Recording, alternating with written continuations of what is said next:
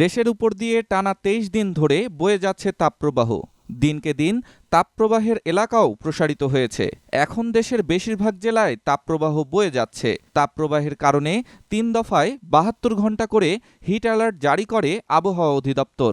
তীব্র গরমে হাঁসফাঁস জনজীবন।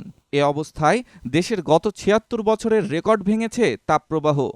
বাংলাদেশ আবহাওয়া অধিদপ্তরের আবহাওয়াবিদ আবুল কালাম মল্লিক বলেন, গতকাল পর্যন্ত হিসাবে চলতি মাসে ২৩ দিন তাপপ্রবাহ অব্যাহত ছিল এবং ১৯৪৮ সাল থেকে এক বছরের তাপপ্রবাহের দিনের রেকর্ড শুক্রবার ভাঙতে চলেছে।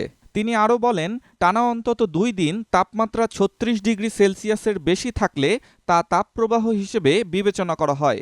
গত ৭৬ বছরের ইতিহাসে এবারই প্রথম দীর্ঘ সময় ধরে তাপপ্রবাহ বইছে বাংলাদেশে।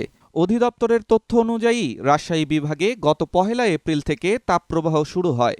৪ এপ্রিল পর্যন্ত বিভাগটির তাপমাত্রা ৩৬ থেকে ৩৯ ডিগ্রি সেলসিয়াস রেকর্ড করা হয়। এরপর ঢাকা, খুলনা ও রংপুর বিভাগে তাপমাত্রা বাড়ে এবং ২ দিন তা অব্যাহত থাকে।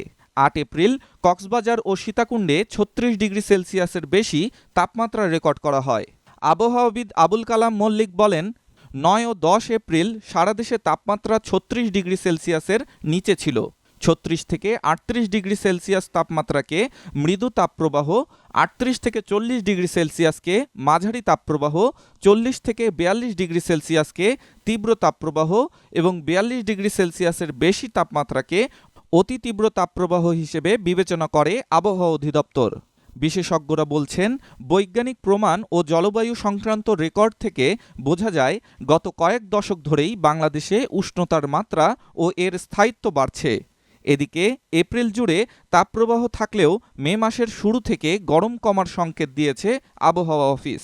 আবহাওয়াবিদ ওমর ফারুক বলেন, এপ্রিল জুড়েই থাকবে তাপপ্রবাহ, তবে মে মাসের শুরুতেই সারা দেশে বৃষ্টিপাত হতে পারে।